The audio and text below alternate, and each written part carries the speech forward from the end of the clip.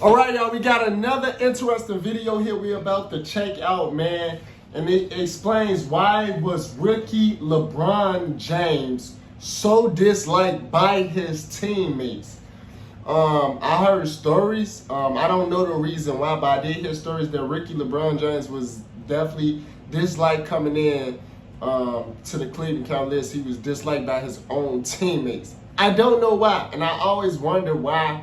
I didn't understand why. So this finna break down and let us know the reason why LeBron was disliked by his own teammates as a rookie. So let's get around to this. Let's check this video out, man. See what's going on. You can really just bring a high school player in and really just think your team gonna really turn around like that. He says their egos wouldn't allow it.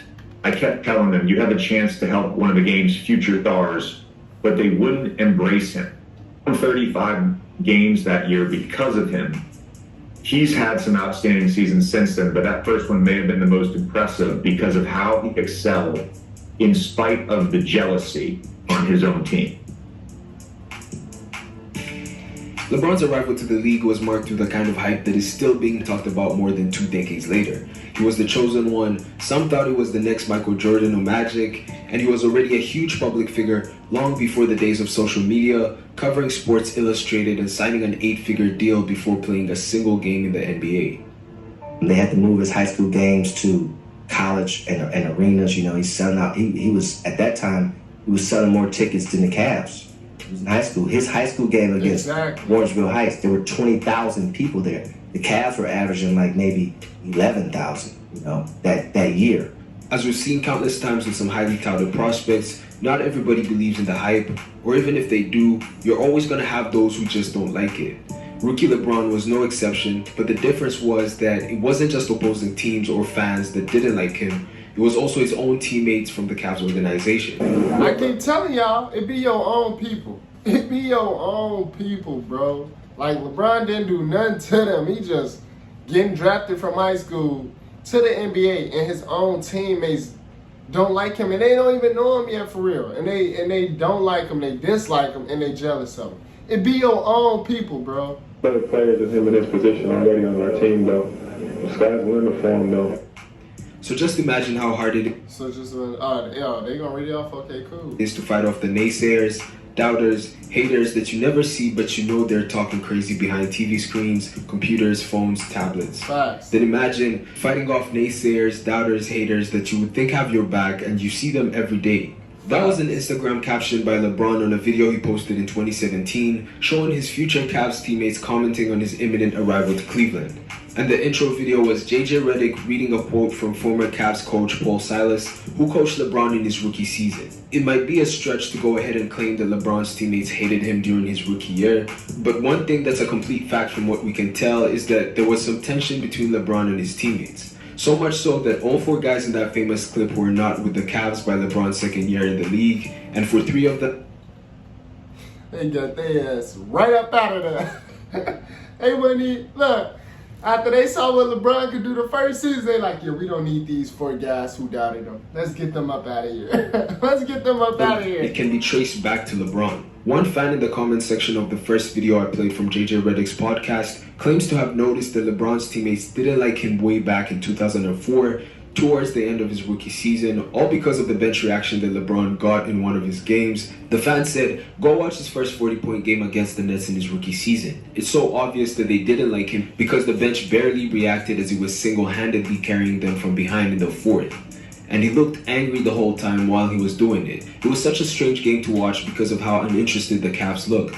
After reading this comment, I decided to look up the game, and I think this fan might be onto something. But before we dive into it, be sure to like this video if you enjoy it and subscribe for more, but let's get into it. When the Cleveland Cavaliers faced the New Jersey Nets in 2004, LeBron put on the best performance of his rookie season. 19-year-old LeBron scored a then career-high 41 points, dished out another career-high 13 assists, and finished the game with a game score of 39, which was the highest he recorded in that season. Just for reference, in the 2016 NBA Finals, when the Cavs came back from being down 3-1, the only time LeBron had a game score higher than 39 in that series was in Games 6 and 7, which was arguably LeBron at peak form.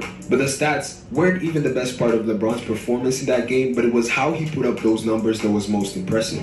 These New Jersey Nets were the back-to-back Eastern Conference champions, and in that game, the Cavs had been trailing for much of the contest. It was in the third quarter, after this assist to Boozer, that LeBron seemed to turn it up. Fadeaway. Willis Ilgauskas had it rejected by Harris. Look at the pick, LeBron James. James for speed. And that call way too high for Kittles.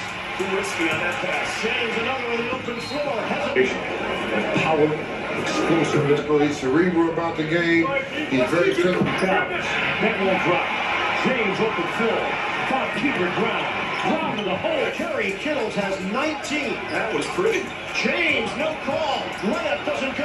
Well, one thing I would say is I hate the footage back then. Like, where's the HD, the 4K?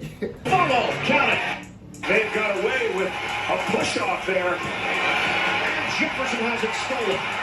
James 1-on-2. Who's a rookie? And LeBron will sometimes. If he doesn't make the shot, he creates mismatches. So the guy, he's accepting the challenge of Brown inside. Down deep, Carlos Boozer. The burst which LeBron had late in the third allowed the Cavs to come back within the game, and they went into the fourth trailing by just 3 points. At that point, the game had been back and forth. The Cavs struggled to get a lead because the Nets had answers for everything that the Cavs threw at them. In fact, the post-game stat sheet showed that the Nets had the lead for a total of 40 minutes in that game. Wow. And it wasn't too long until the Cavs were down near double digits again. But in that fourth quarter, LeBron scored or assisted on 24 of the 32 points scored, and it was a spectacular performance as you're about to see, especially in crunch time with less than 2 minutes left in the game.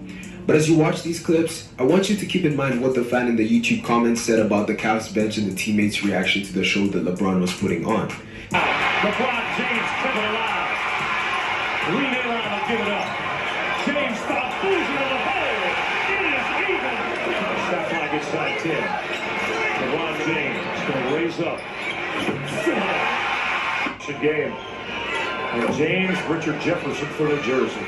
LeBron James has hit him low. Baseline, and the crowd lost it. James on the floor. LeBron James to the hole. Got it to drive it differential. Cavalier's got a foul. Ripped away though. James to push it. LeBron James, he's got it to stop. And let him take it to the basket inside. Jefferson from deep. No.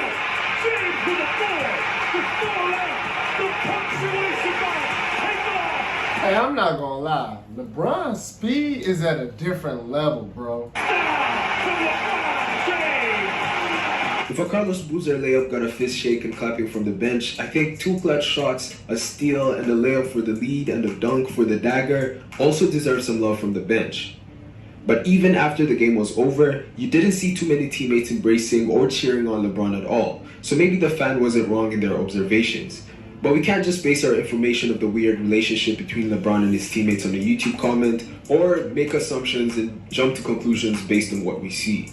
There are different reasons why this tension existed, many of which are actually documented. LeBron was easily the most hyped prospect of all time, and it seems like you hear that being said about different players these days, but there's a reason why the hype we saw with Zion and Wemby was compared to that of LeBron. But even in 2003, although NBA fans were looking forward to his arrival to the league, there was already an existing order in the Cavs organization. We know that even for the best of the best in the NBA, there's a learning curve, and that even generational talents don't become the best player in just one season. That's one of the things that all those Cavs players that LeBron posted on his Instagram in 2017 were saying, if you take away the tone and the shade, of course. And if anybody knew anything about that learning curve, it was his 2 teammates Darius Miles and Ricky Davis, who were both drafted out of high school, but in many ways failed to live up to expectations. And these 2 were also some of the main guys who were suiting up for the Cavs every night. But the arrival of LeBron and the hype that framed him as the savior of the Cleveland Cavaliers meant that someone or multiple guys on that roster were going to have to sacrifice their time on the court, their touches, or their role in the team to make room for LeBron and let him have the keys to the franchise. But they didn't like that. A case in point, Ricky Davis. In the 2002-2003 NBA season, Ricky Davis was the #1 option on the Cleveland Cavaliers. Davis was an athletic swingman who played 12 seasons in the league. He was in his 5th NBA season when LeBron got drafted, and he was coming off of a 25-5 season. Essentially, this was the guy that LeBron was coming in to replace as the #1 option of the Cavs. Davis, however, also had a reputation as a player who was more concerned about his individual stats than team success. I mean, probably the most famous moment in his career was him throwing the ball off of the rim to catch a rebound and secure a triple-double. And you also had announcers saying stuff like this after he made his way on highlight reels. Look, no one has ever questioned the athletic ability of Ricky Davis.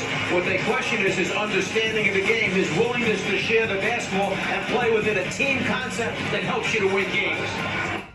This self-centered attitude had caused Davis to butt heads with many people around the NBA on many occasions in his career, especially Paul Silas, who had coached Davis early on in Charlotte, before they met again when Silas was brought in to coach the Cavs in LeBron's rookie year. Davis felt like it would be a while before LeBron becomes a top 10 player, so he was hesitant to make any changes in his game. So when LeBron came, everything was good. We were rolling. LeBron was in, because I knew the young fella wasn't ready to, win us a championship. So I figured, shit, I'm gonna just win y'all a championship? What you mean? Bro, y'all wasn't even a playoff contender. How you hop to champ? You gotta make it to the playoffs first, buddy. Y'all wasn't even a playoff contender. And I'm not even a LeBron James fan for real, bro. But how you get, what you mean? We knew he wasn't going to come in and win us a championship. Nobody was going to come in and win y'all a championship. Y'all wasn't even a playoff contender. That's why, you know who gets the #1 draft pick? The weakest team in the league. That's who gets the #1 draft pick. Y'all was the weakest team in the league. What do you mean? I hate when people say dumb stuff like that. Nobody was coming in the first year and helping y'all winning the championship. You got to get to the playoffs first, buddy. just keep doing me. I really don't care who on the floor. I'm going to just do me no matter what. You ain't got to run me no plays. You ain't got to do nothing. He was still focused on getting his and putting up his stats, and on one occasion, he even said that he saw LeBron as a complementary piece to help him carry the scoring load. He would then get a wake-up call because, unlike Davis, the coaching staff and the front office were determined to give the keys to LeBron and make him the #1 option as soon as they could. And according to Davis, this worsened the already weird dynamic between him and the coaching staff because he was getting pulled out of games in which he was playing really well, his minutes were becoming more and more inconsistent, and he felt like he was being held back from performing at his best, all in order to let LeBron cook. Obviously, this did not sit right with Davis, and when he brought it up to the coaching staff, they did not deny the fact that he was getting a different kind of treatment, but the reasons they gave for it was what did not make sense to Ricky Davis because they claimed that he was being harsh to LeBron. But next thing you know, Paul Silas takes me out, and he's like, I'm taking out, he take me out. I'm like, what's up, coach? He like, man, you gotta stop kind of yelling at the young fella. And I'm like, what are you talking about? So I go back on the bench. I didn't think none of it. I'll go back on the bench. And next thing you know, I'm not in the game. That whole game, he didn't put me back. I go back the next game. Same thing. Get buckets. I think I came out, scored 15 points in the first quarter. I'm pissed, okay? He takes me out again. And I'm like, Coach, what's going on? I'm like, Coach, what's going on? I feel him on that. He like, you keep yelling at the young fella. He said the same exact things. Now, there's two sides to this one. There's one story that Ricky Davis cussed out LeBron for driving to the basket instead of passing him the ball in a game against Portland. But even to this day, Davis claims that he never cussed out LeBron and that if there was ever such an instance, it was just a misunderstanding because that's just how he talks. Ricky Davis claims that as a result of all this, he found himself in a weird spot because he did not know what he had done to LeBron, and this had him questioning himself for a little bit. After communicating with his agent, he was informed that he was being accused of conduct detrimental to the team, which he also denies to this day. But again, I think we should take the comments by Ricky Davis with a grain of salt because it is on record that in that season, there was an instance where Coach Silas kicked Davis out of practice and soon after he was banned from a road trip. So this could be the detrimental conduct that was being referred to, but in the podcast that I played, Davis claimed that he did not know what the team was talking about. In what Davis describes as a desperate search for clarity, he called for a meeting with his agent, coaches, team executives, and later on they were also joined by LeBron. So we sit down, and so they get to talking, okay, LeBron, this is why we in here. Man, look, I say, hold on, Bron. They say I just interrupted Bron. They say I cussed you out. He said, huh? You ain't never cussed me out. I said, they keep saying I cussed you out, and I'm yelling at you or some shit like that. He said, you ain't cussed me out. I don't know what they talking about. I got up and left. Ricky Davis stormed out of the meeting, and it was immediately after that he was traded to Boston just 22 games into that season. So if this information tells us anything, it's that Davis was definitely one of the players that Paul Silas was referring to when he talked about how the egos of certain players got in the way of helping LeBron. Because when he was asked about the trade, one comment that Coach Silas made was that the atmosphere would change and that it needed to. Now, if that instance sent any message to the rest of the team, it was to tread lightly around LeBron. But this was the old school NBA where rookies were subjected to various rookie duties, sometimes hazing, and just a lot of little bro treatment. But with LeBron, that wasn't really his experience. Bruno Sandow, an NBA journeyman, was LeBron's... that wasn't really his experience. The nigga 6'9", 250. Teammate in 2000. It's gonna be hard to little bro somebody that big, like that tall. I heard a story about how he decided to engage LeBron in some rookie duties because he felt like the way everybody danced around LeBron was a bit insane. Sandow said that it's something that veterans do to rookies to establish respect for older players. It goes on for a month and it's nothing special. LeBron shows up, everybody's like, wow, that's LeBron. He has a $100 million contract with Nike. That's an 18-year-old kid and nobody wanted to talk to him. So I was like, what's this about? So one day while they were in the locker room, Sundov decided to make a request that only a vet can make to a rookie. He said, I want a large coffee and a pack of donuts first thing tomorrow. Which on the surface seems like a small thing to ask, but even Sundov added that one of his teammates, Big Z, who was right next to him, later brought it up, asking, what are you doing? You're gonna get both of us traded. But LeBron responded with a yeah, no problem, which left the whole locker room in shock.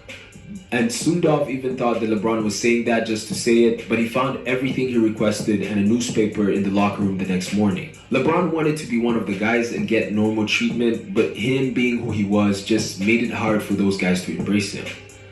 The issue of ego was definitely a valid one because the attitudes that LeBron's teammates held about him and went on to publicly display before he even played a game shows you that they didn't like the feeling of sacrificing for a younger star. Vets are crucial to the development of a player, but from the looks of it, this is something that rookie LeBron lacked. But obviously this didn't hinder his career trajectory. If anything, it actually hurt some of those guys who were more focused on getting their own shine because they missed out on an opportunity to contribute to a legacy that's unlike anything we've ever seen. Facts. They definitely missed out. With doing all that hating, all that jealous, all that disliking, they missed out on greatness. Hey, I enjoy checking this out, man. Hit the like button if y'all enjoy watching this with your boy Jamar. Don't forget to subscribe to the channel if you new, and I'll see y'all next video.